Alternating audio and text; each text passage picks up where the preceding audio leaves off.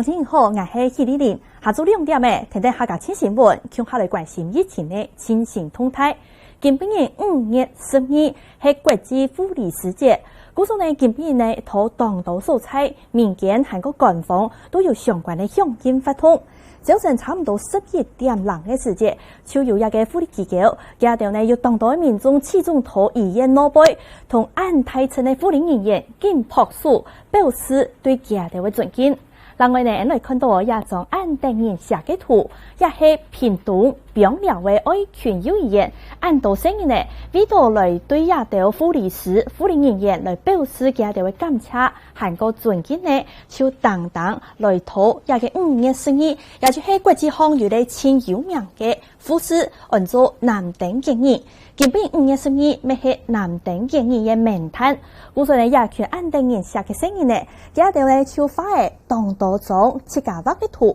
希望同婦女人員表示感謝。我哋看到也群愛群幼兒園呢，聲音呢要重版韓國台版嘅聲音，佢哋就畫出嚟，佢哋心肝頭度嘅婦女人員。來看到色彩當地顏色，有人係帶定一種藍色嘅作業咩？係有人呢從一個西拉嘅婦女人員，佢哋呢同一種一筆一畫同佢哋畫下來。韓國今年蔡總統咪圖總統府地圖來接見婦女人員，來看下詳細嘅報道。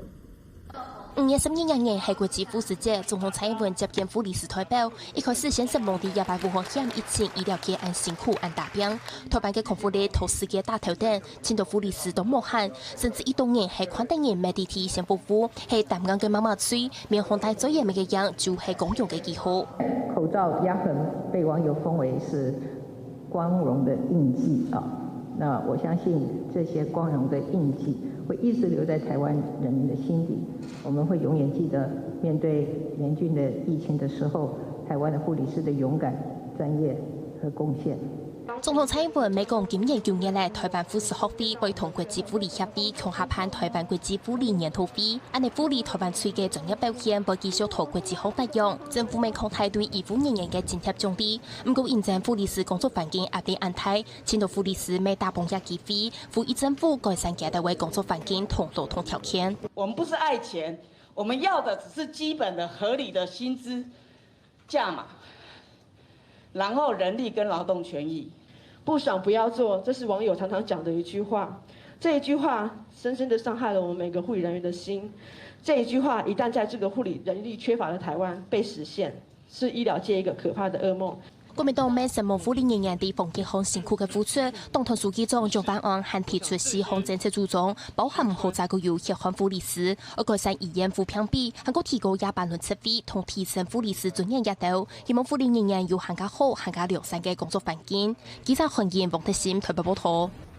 對1月25日，一個武漢肺炎嘅疫情逼出來開始，一個婦女人員就當日對早晨到安部進來照顧亞洲患者，故所呢一個總統蔡英文早晨就到總統府地圖來接見呢安度婦女人員，同亞洲表示感謝。韓國呢總統圖面書上咪貼出來講相關呢佢早晨呢到5月2日國際婦女節節，同亞洲婦女師表示尊敬以外。佢還特別來講到嘅亞洲婦女人員呢，亞洲就係每日咧都愛帶定作業咩，故所一個作業呢就直到輕輕，同大家面孔就會有啲煙呢，有啲finca個，故所呢當然就講亞嘅finca係當公用嘅嫖妓，因為有亞洲婦女人士按實忙，總統講同機場韓國講後，按當然下出嚟嘅素材，也做亞洲檢疫，將做嚟做到按成功，韓國患者。照顧者、隔離者，將做得到當好嘅照顧。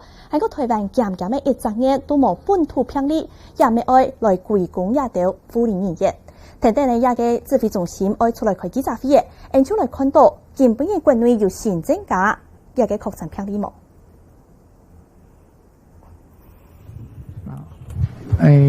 各位媒體好朋友哈，那大家午安，那謝謝大家來關心好國人的健康。那今天我們跟平常的時候不太一樣，我們把口罩卸了下來，這是因為我們之間有一個隔板，那這樣子即使我們是在比較接近的地方呢，那我們也不會有相互干扰到的这些情形，所以说我们就把口罩给卸了下来。那今天的记者会还是由我们陈指挥官亲自来主持。那指挥官的左手侧呢是我们的副指挥官。那副指挥官的在左边是我们护理及健康照护师的蔡淑凤蔡师长。那指挥官右侧是我们的专家咨询小组的召集人张尚存张教授。那在我们后面呢，右手侧是我们指挥中心社区防治组的庄日祥庄副组长。那在左手侧食品药物管理署的陈信成陈主任秘书。现在就请我们指挥官来跟大家来说明一下我们过去一天来的一个工作的一个情形。好，各位记者女士先生，大家好，大家午安。那很久没有用这个真面目跟大家见面了哈。好，那今天也跟大家示范一下，就是说，万一有些场合没有办法隔离的那么远，那事实上有一个适当的隔屏，那也会达到很好的效果，那也可以比较安心。那今天呢，我们没有新增的病例，那累计有372人解除隔离，我想整个应该是一个好消息，在我们的本土的社区。已经也连续了30天都没有的一个相关的案例，所以基本上还是要重复那天我们张召集人跟大家讲的说，到了28天之后其实基本上我们是有一个安全的社区。那当然呢，我们的个人的防护那还是不能少，还是一样戴口罩，保持社交的距离，勤洗手，个人的卫生要维持。那有生病那就尽量要在家里休息，不要到太多人的地方。然后第二个呢，就是今天也是一个很特别的日子，今天也是一个非常特别的日子。那我们在今天也要特别的跟我们的护理师们道一声护师节快乐。在这个特别的日子里面我想我们全体的国民，包括这我们指挥中心都非常感谢我们护理台湾队及他们的家人，希望他们这样在这样不眠不休的一个贡献带来我们一个安全的社区，我们都非常感谢。那这里面讲说这里面显露出来是一个最好的风景，都是我们非常美丽大方快乐的护理师们，他们在工作上非常的辛苦，我们在这里面谢谢他们护台湾助世界。那是不是我们有照护？我们照护师长是我们护理界的大家长，那请他稍微说两句。谢谢大家今天是国际护理师节。那今年世界卫生组织为了强调这个护理师在全民健康照顾的重要，那定为2020为护理助产年。那卫部为了支持这个护理，那我们在因为这次是疫情期间，所以我们也透过网络的活动呢，让全民一起来支持护理。那这一次呢，跟大家做一个报告，我们透过架设的一个叫做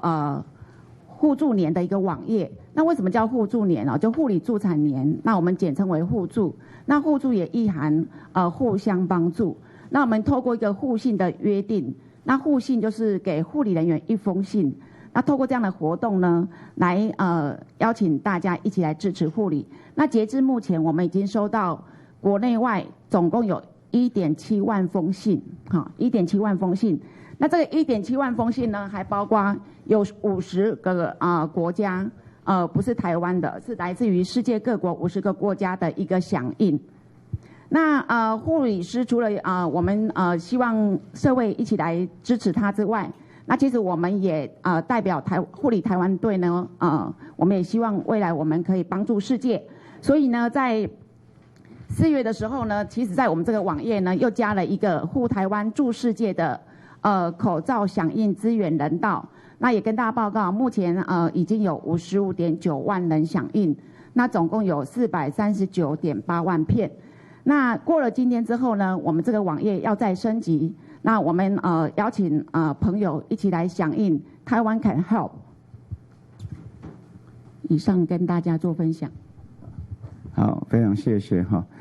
那另外一个我本来不想回应那不过昨天大家也弄了也问了蛮多的这个一个商品的一个疑问。那今天早上我看新闻，也就是广告也登得很大。那我在这里也声明，就是说我没有要替这个商品做广告的意思。不过既然在请教我那我就做一次的回应，那以后就不再对这个题目做回应。那这个广告他只有请教我，他说请全民来评评理了那我想我们就把单纯的情况让大家能够明白它这里面大概凸显了3个，一个就是说我们是不是有交办台北市卫生局，我昨天已经说明过了在这个是我们的一个例行在于不管是食品各类食品药品的一些广告基本上例行性的处理。所以当有在我们的监测的系统里面发现有特定的问题，那我们就会移交到地方主管单位卫生局来处理相关做查处。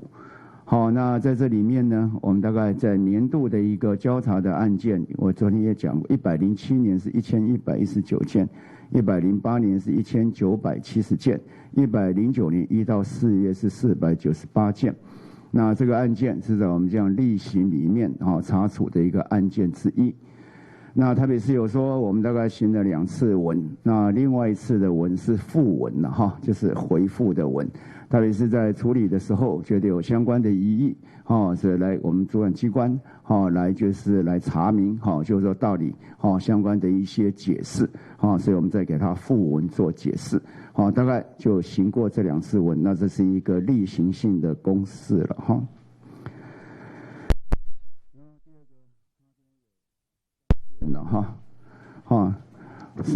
三问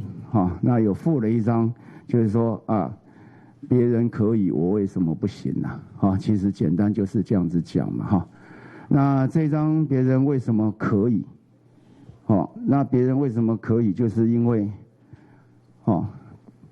别人有这张我们的一个医疗器材许可证。如果是别人三问为什么别人可以，别人就是有医疗器材许可证。那这一张是我们104年、106年各有，我们现在有2级的这样的医疗伤口这种抗菌类似的2级的许可证有3张。那其他的呢还有1级的1级的因为就没有列明完全的一个成分，所以要统计不容易不过基本上是要用在人体，那宣称要有抗菌的效果，那就必须要有我们这样的一个许可证。那为什么在同成分有类似的成分，有单一的成分，不会说这个允许的这个有这样的成分，那这个成分就可以用在比照来使用？它必然还要经过我们医疗器材的一个审查的一个程序。所以我们大家看看为什么要做一个医疗器材许可证？因为它确保用在我们在人体或相关的地方，确保产品的安全、效能及品质，为民众的健康做把关。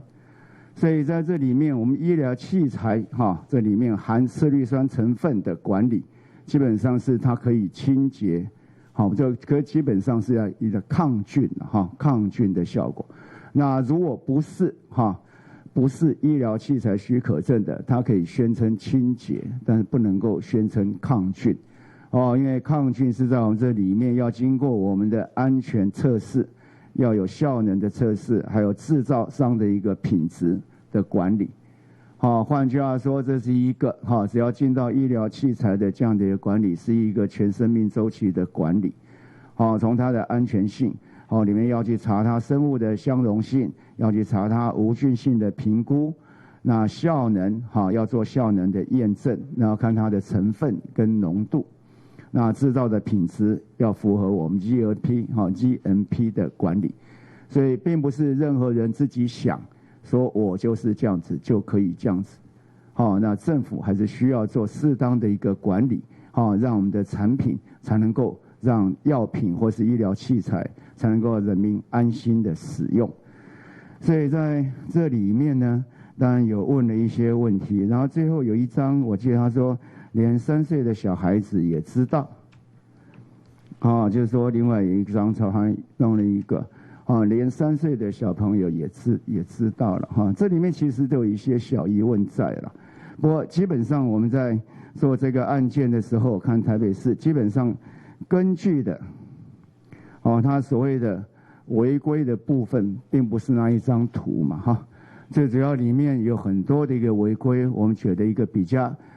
只要大家能够了解的这是一个在官网上它宣称的一个相关的一个效果。那在右边就写10秒有效抗菌100%。那然后呢，他又在这边是针对菌，他本来是想要避开我们第69条所谓的一个药品宣称医疗的效果，所以他这边只有写菌。可是在这里面呢，他就违反了我们在医疗器材的管理里面不得宣称有抗菌的效果。你有抗菌的效果，你就必须要提出我刚才讲过相当的在一个 GMP 场所生产，经过效能跟安全认证的验证过的才可以。可是呢，他在左下边他又用了一个疾病的参考图，又用了一个疾病的参考，把下面的相关的细菌跟它的疾病做一个串联。那其实这里面跟我们所谓宣称的医疗的效能是在一张图里面是把它结合起来。所以基本上在根据它里面违规的一个广告的事实里面，在它的这个宣称的这些广告相对的这张的成分是比较低，比较成分比较多的是这个10秒100%的抗菌，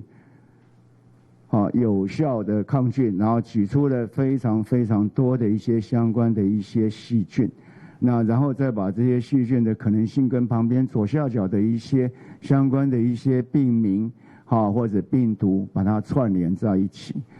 基本上要能够达成这样的一个效果，那当然要提出一些验证了而这个验证不是在家里自己做一做就可以了啦这里面要经过送到正式的文件，送到食药署做相关的查验登记，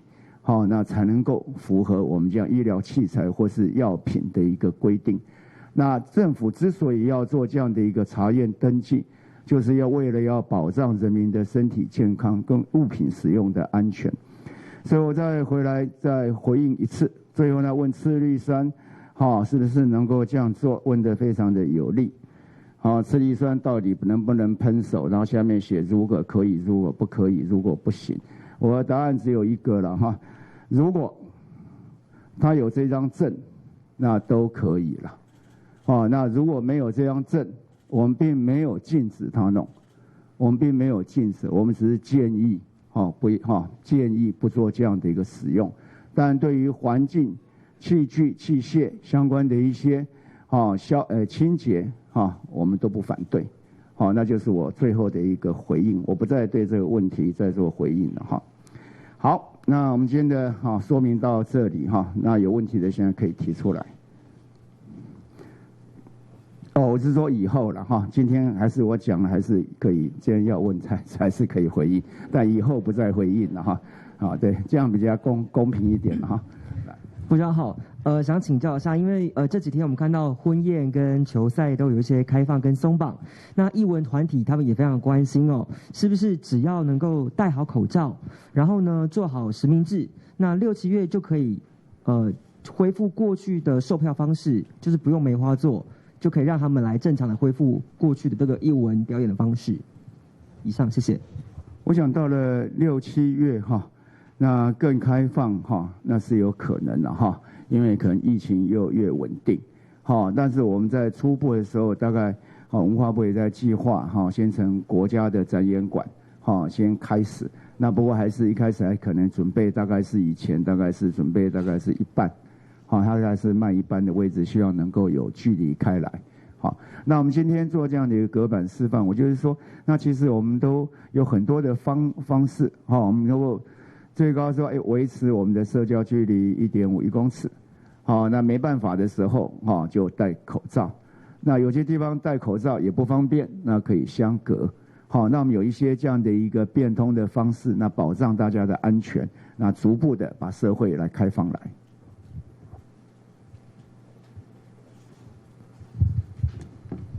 你好，好，大概这边有2个问题想要请教一下张教授跟指挥官，就是目前台湾本土已经确定有患者使用这个中西医合疗，而且大概20名左右使用这些中医疗法的患者都已经完成，就是它可以抑制病毒在细胞内的复制。那想请问一下，就是说以瑞德西韦为例，其实台湾目前真正用到瑞德西韦的个案好像并不多，但是将它纳入治疗指引好像蛮快速的。那如果说是现在要将这个台湾本土成功研发的中医疗法纳入指引的话，大概需要多久的时间？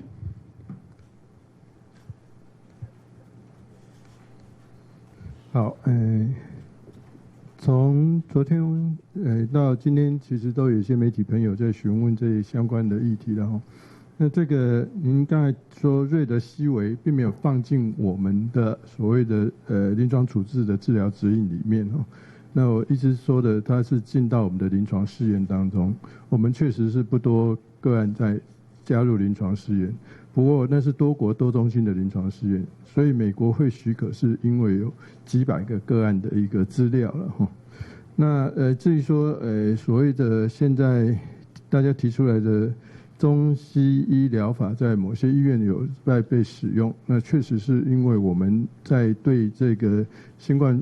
病毒所造成的感染的还没有一个标准的治疗方式哈。那所以各医院的主治医师当然可以根据他认为对病人可以有帮忙的疗法，他去做他的选择。那只要跟病人有充分的说明告知哈。那此外我们的所谓国内的临床处置指引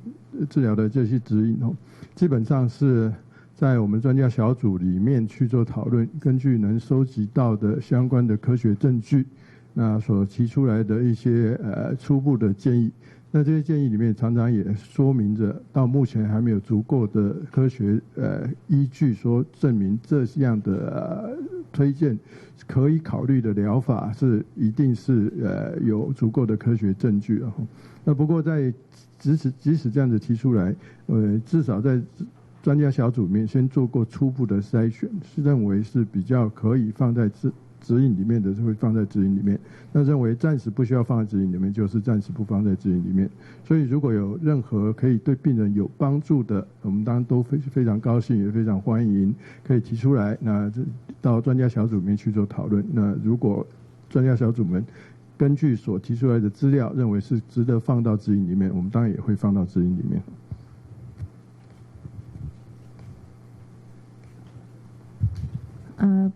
部长想跟您请教一下，现在疫情已经明显看起来就趋缓了嘛，可是各地的这个观光景气还是没有复苏，那业者的状况其实也蛮惨，很多人的生计出现问题，那也有蛮多焦虑的民众，其实尤其是家长都会在社团里面发问，就是说可能都不敢带小孩出门啊，然后假日的时候只能关在家里这样，那不晓得怎么样带出去玩是比较安全，或者是选择去哪里比较安全。那指挥中心对我们现在这个疫情面对现在的疫情，对这个民众观光旅有没有更进一步的指引跟松绑，可以兼顾防疫、产业经济跟民众的身心调节，取得平衡？主要其实我们在这里面哈，其实我们对于观光旅游其实几乎是没有限制嘛，好，几乎是没有限制。我们还是要强调，就是说要出去的时候，个人的卫生的维持，好，勤洗手很重要。到外面去的时候，那维持社交距离，戴口罩。好，那当然生病就尽量避免出去拍照。那现在是在里面出的问题是，好，我们这个民众的一些信心不足，好，就是有很多的一个担忧。好，所以这也就是说能够例行个人生活的防线。那因为社区里面基本上是安全的，好，所以把个人能够保护好，基本上可以不用那么的担心。然后第二个可以比较强力推荐的就是交通部。他们现在正在研议我们的安心旅游或防疫旅游。那这些因为他们有一些相当的规划，也会经过我们大家的讨论。所以不管是在车子的安排，或是食宿的安排，或是景点的安排，他们都会有一个更详细的考虑。如果自己出游会有担心的话，那我相信在这个交通部这个推出的这个防疫的旅游，大家可以多多的参加。那这样子可能为自己的信心会比较强一点。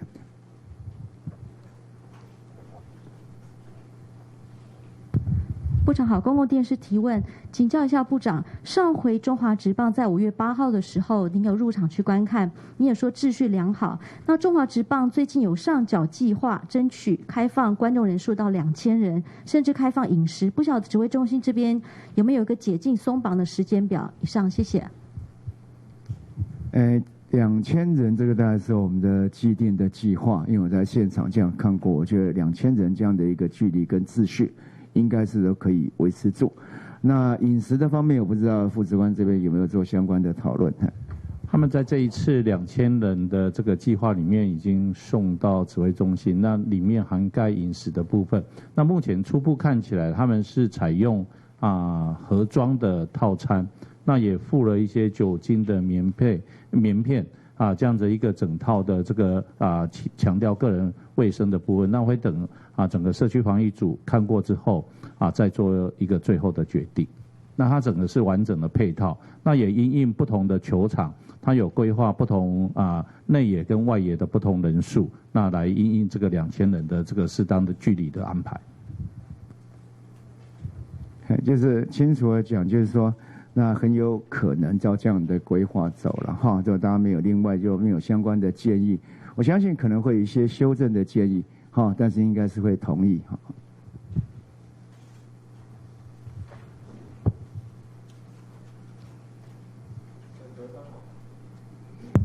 香港 TVB 请教，台湾在2月11号开始暂缓香港民众入境台湾，到现在已经3个月了。那想请问说，指挥中心如何评估目前香港的疫情的情况呢？什么时候会放宽香港的民众入境台湾？或者在香港什么疫情的情况底下，例如是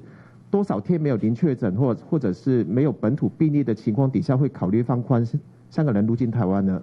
另外，想要请教这段期间里面，台湾跟香港方面是不是就疫情或者防疫方面有进行沟通或者交换意见呢？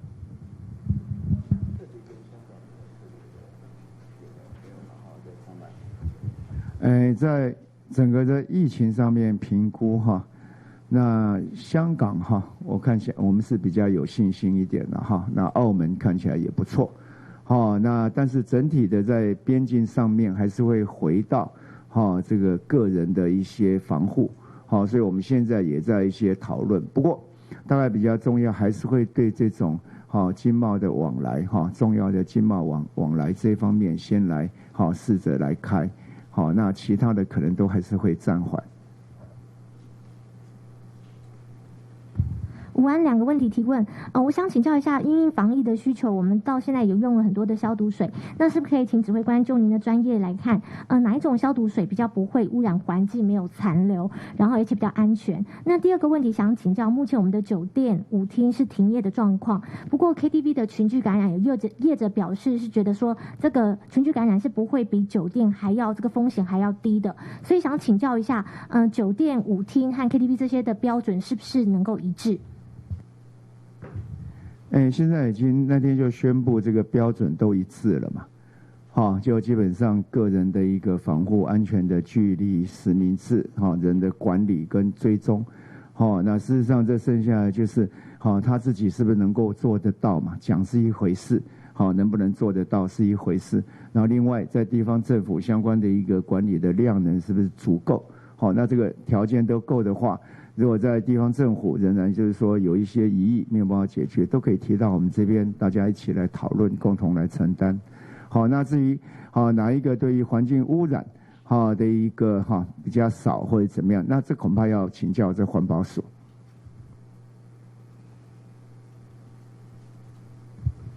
TVBS 提问：我们在这几天陆续都有讨论到绕境这个状况未来恢复的情形，但因为像正蓝宫这种比较多信徒的，他们多少都还是会有信徒问说，那未来什么时候有可能会恢复？是不是在一个什么样的情况绕境，也许可以让庙方有些规划？那另外一个问题是，像是花莲过去在疫情之前，义四大航空本来是有直航韩国的，那因为疫情先中断了。不过业者也评估最近的疫情陆续回稳，打算来探勘4天3夜的花莲行程，不晓得指挥官您怎么看？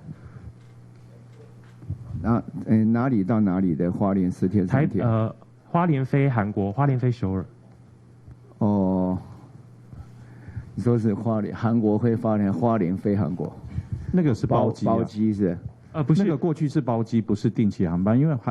花莲机场已经有一段时间没有定期航班了，所以那个是包机的部分。那未来如果说针对他们希望这样子的包机行程如果有恢复的话，会有所限制吗？或者是有怎么样的看法，或有怎么样的要求必须做到？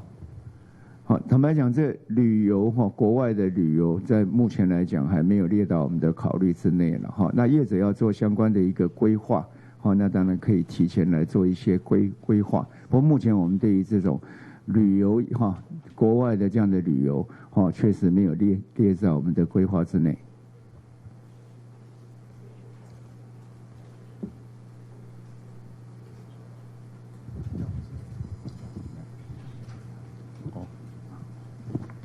好，指挥官好，民事庭问，新北市府。新北市长侯友宜他之前有一个公开信，然后说卫福部再度要求要交还授权给他们审核这个纾困的这个文件，为了民众权益也乐于配合，本市同根生，希望结果同达成。那侯市长今天也说，防疫期间不断累加这个压力，然后完全没有喘息空间。基层压力很大，希望大家一起加油，不分你我。那因为本市同根生，下一句是相煎何太急。那请问指挥官怎么看？那第二题刚刚那个正南宫的还没有回答，谢谢。应该是就是我相信就很多的话，大家也不用联想太多嘛那本市同根生，那合作多愉快，对，也是这个嘛这都是有那个嘛，就同根生就不一定要相煎，只是历史上曾经有这样的一个记录，或是这样一个历史的事实。不过大部分的同根生都是合作的很愉快了。那第二个呢，是真的是在基层我相信这个不管在我们在中心里面，或在记者或者一般民众，那在基层的公务人员都非常的辛苦。确实，这个整个的一个秩序都有一些乱，因为因应这疫情不断的在变，所以需要就是说灵机应变的事情很多。那当然跟本来的常规这样子运行，一定会增加大家很多的困扰。那所以我们也非常的体谅，但我还是呼吁大家能够合作的话，那才能够把事情做得越顺畅。所以也没有什么这样子推来推去，这种事是想要效果，那回归一个常轨，在常轨里面把事情能够处理好。那为了这件事情，我也非常感谢我们的部立医院，我们部立医院就也发起就是支持区公所了，所以我们部立医院平常也感受到医护人员受到，虽然这段时间很辛苦，那也受到社会的照顾也很多，所以这次看到区公所的同仁都非常的辛苦。所以我们昨天部立医院，就所有的区公所，都送了一点伴手礼，去给他们鼓励加油，也表达我们医护人员，也看到了我们区公所不管是在医疗上面，在防疫上面，医疗人员很辛苦，可是在纾困各方面来讲，那我们区公所的同仁也是非常的辛苦。那大家互相收听啦，代志可以进步。有关于庙的绕境的部分，那现在民政司有在跟地方政府在做一些讨论。那初期是不是先从小规模的部分？那因为大甲真南宫的这个规模其实是还蛮大的那它的不特定对象太多。那因为小规模的，如果是地区性小规模的绕境，那我们现在正在评估。那因为小规模的绕境的话，我们可以比较清楚，而且可以知道参与的对象，那这些都会比较清楚。那要去做到身体健康等等的自我管理的部分，也可以比较可以做得到。所以我们先从这一个部分，先做小规模的部分的评估来做处理。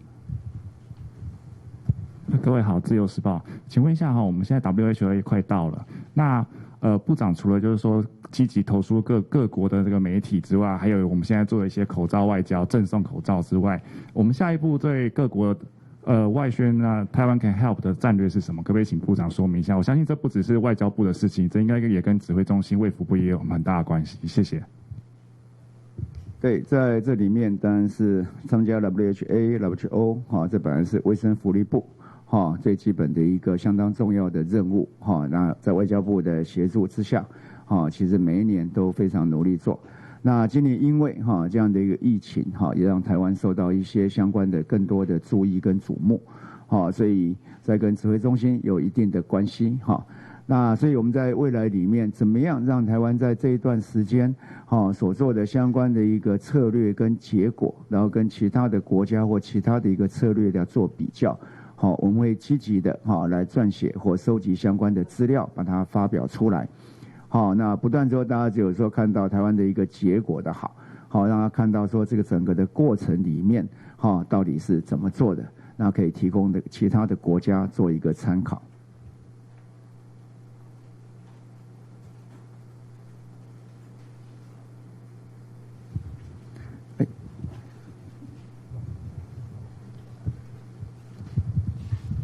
指挥官好，3个问题请教。第一个想请问指挥官，如果次氯酸水可以应用在人体伤口消毒抗菌，那为何官方在拍的3支防疫广告中，却告诉观众说只能用在环境消毒？这样子是不是会造成误导？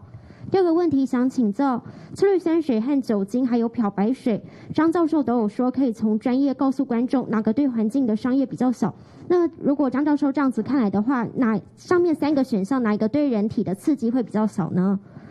最后一个问题想请教，一般清洁用的酒精用于清洁手部是否也是要和次氯酸水一样的许可标准？3个问题，谢谢。基本上刚才我们在影片里面是不建议我们不建议，我们没有说要禁止那至于就是说在里面为什么酒精可以，那这个相关的次氯酸水这是一个成分名啦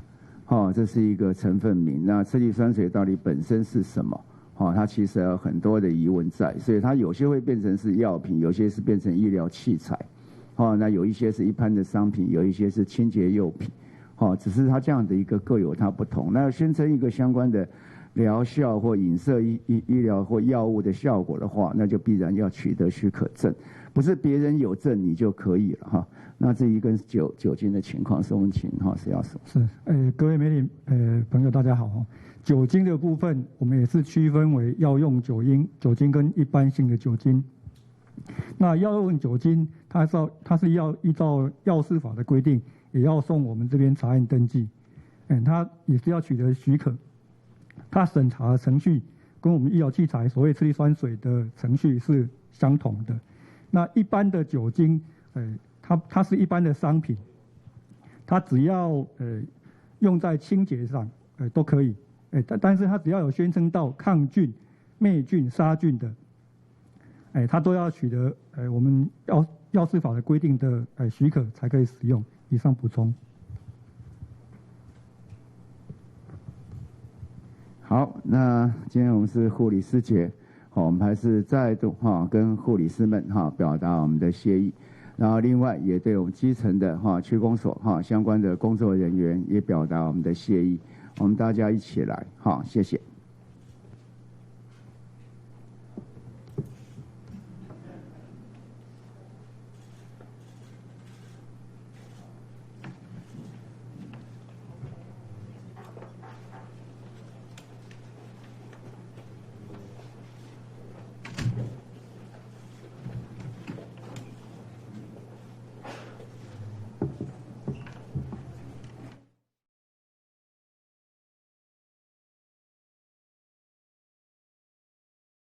选起的安全的沙体，古数的人事国内行政卡、无行政卡评里，古数人事的累计评里含是本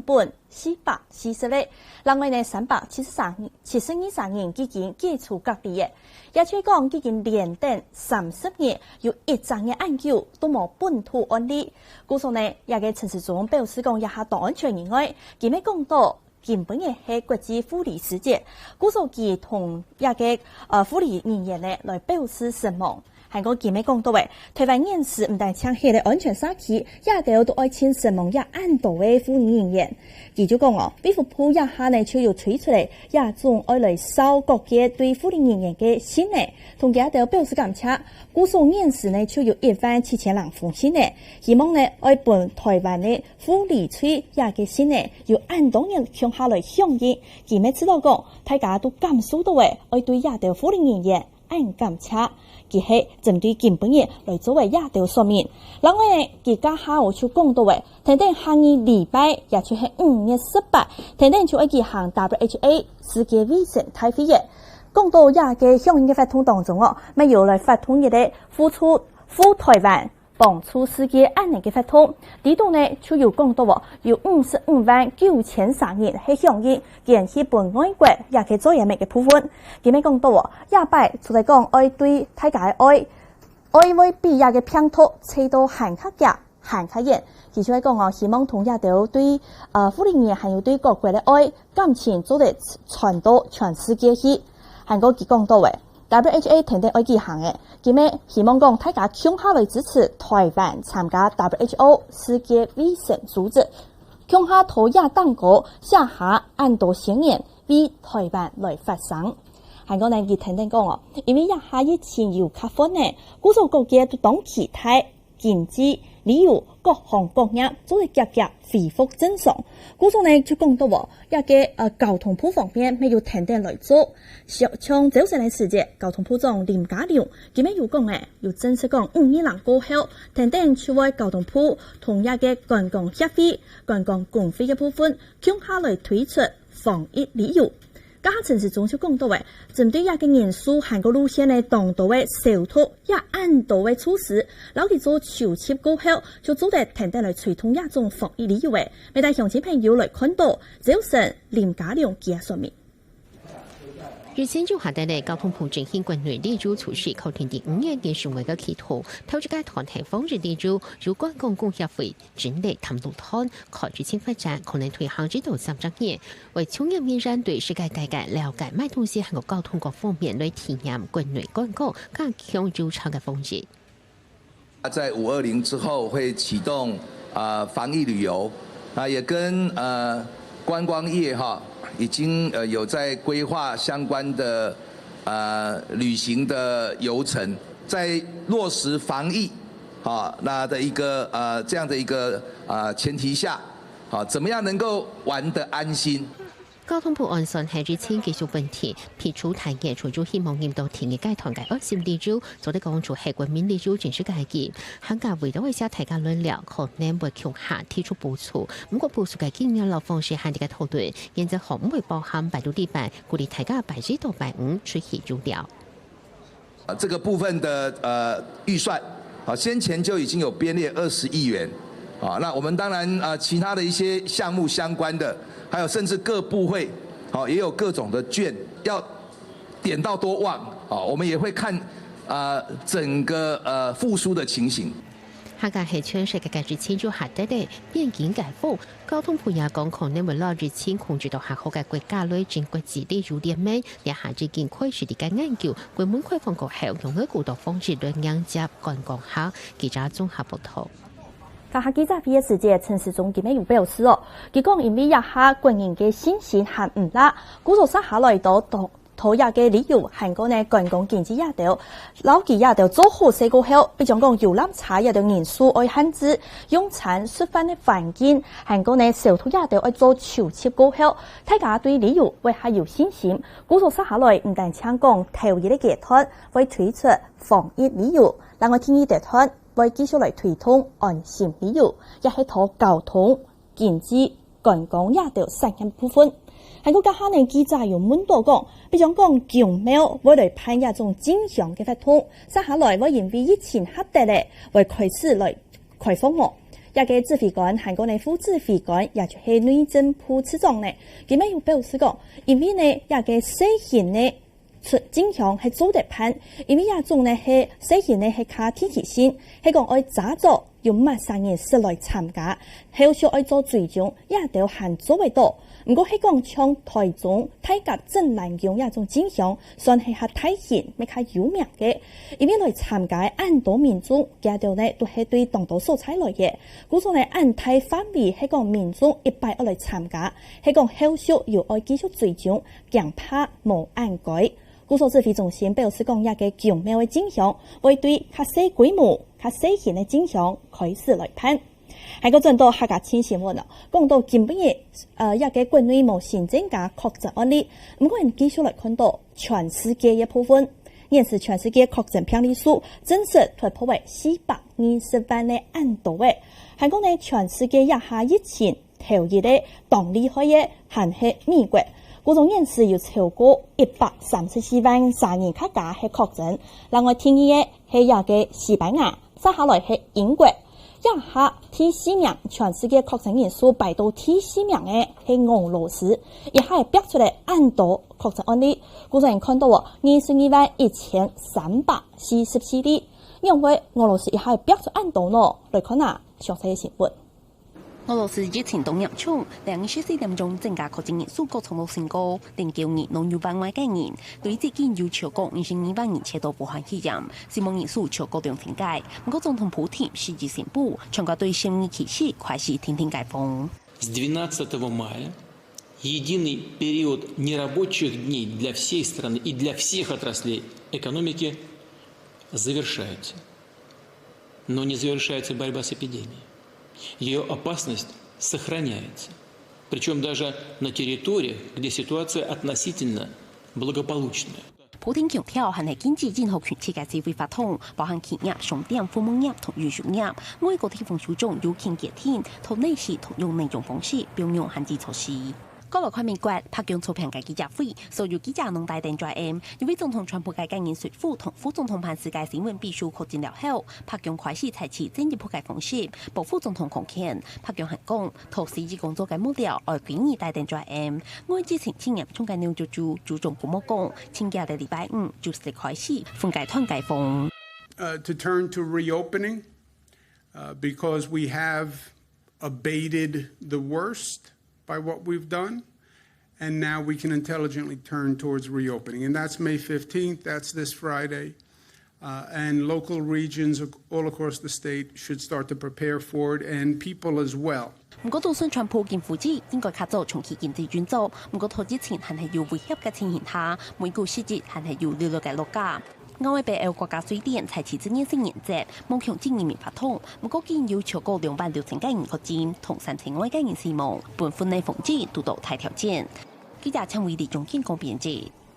疫情7月按久，接下來呢，全世界各國都獨獨嘅向外來恢復正常嘅生活。故此呢，一般有按度嘅防疫規劃，接下來咪向外來解禁，天天嚟解封嘅。唔過家下呢，咪看到俄羅斯亞博嘅一日新增加，當然就超過為13000按度。故此是在本人當緊張。唔過俄羅斯呢，接下來還係會繼續全國獨嘅來開放，一個解封。故所國嘅咪是採有當時講，係唔係接下來呢解封過後會逼出更加多嘅疫情呢？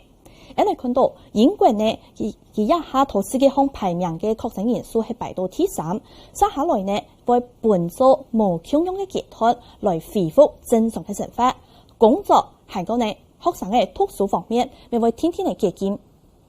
We now need to stress that anyone who can't work from home, for instance, those in construction or manufacturing, should be actively encouraged to go to work. And from this Wednesday,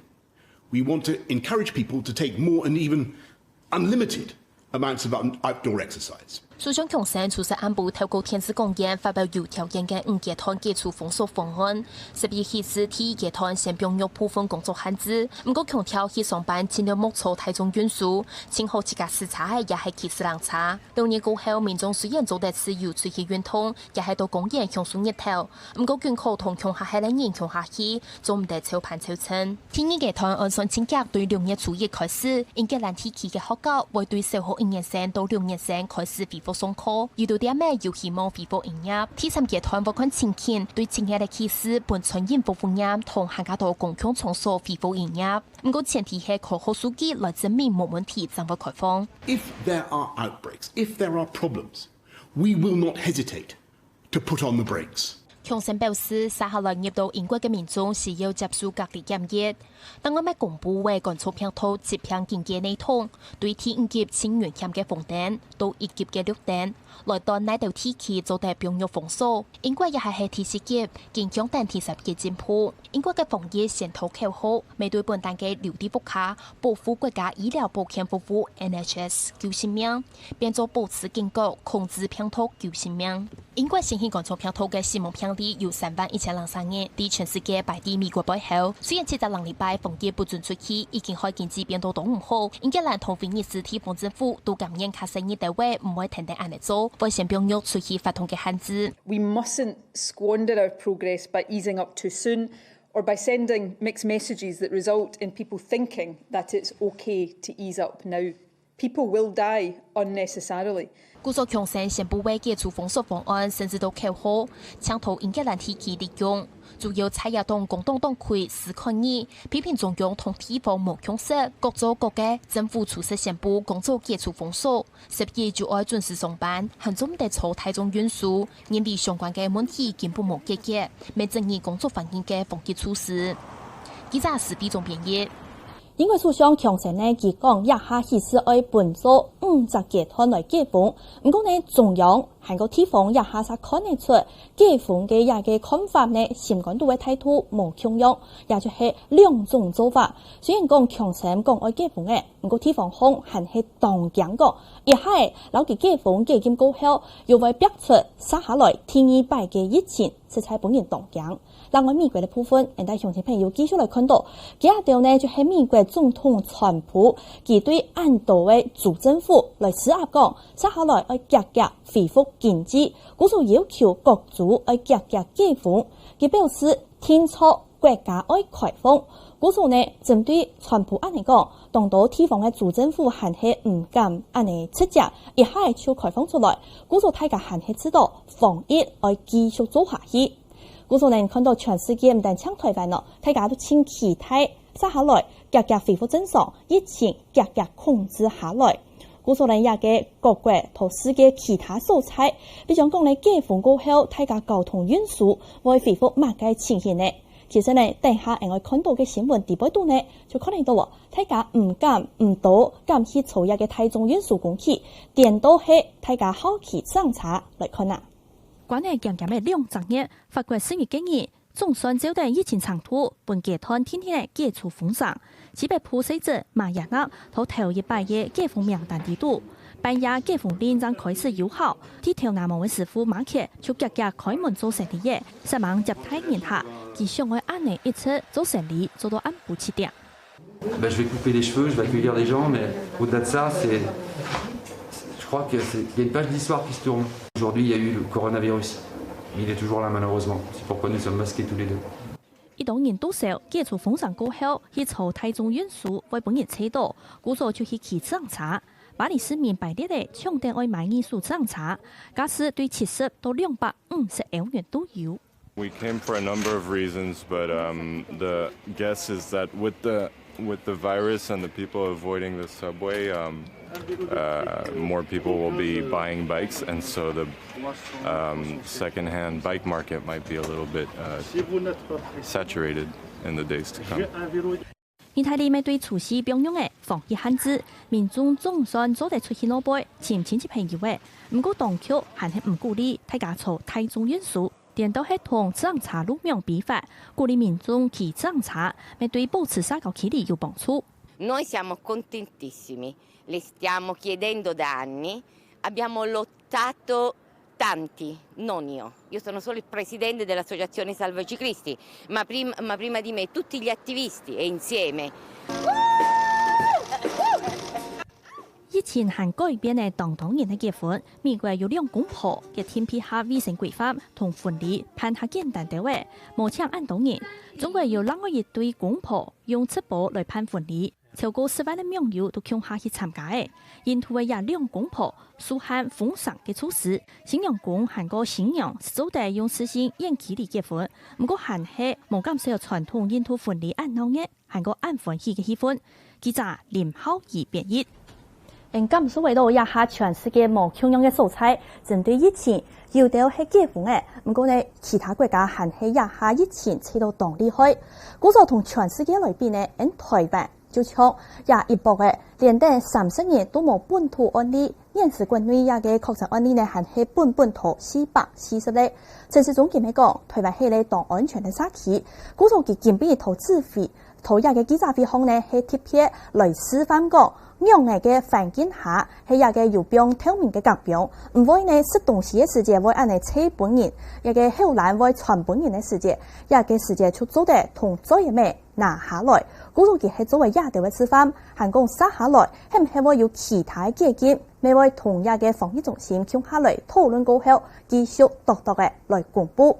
今日係5月12日國際婦女節，呢一片除了講愛祝福所有嘅婦女人員，也嘅做得平安順心以外，嚟祝福所有鄉親朋友，向下加油，身體康健，平安順心。今日客家新新聞，出到一片呢，再會。客家新新聞，客家 live， 本唔清醒嘅疫情之心。我係陳彥祖，我係許麗玲。當日早上對報紙條版來關心國內外有哪條重要消息。下晝2點要開記者會，隨時同樣路況來關心疫情的情形發展。請收聽客家電視 YouTube 網站、Facebook 和 Telegram，隨時掌握客家新新聞。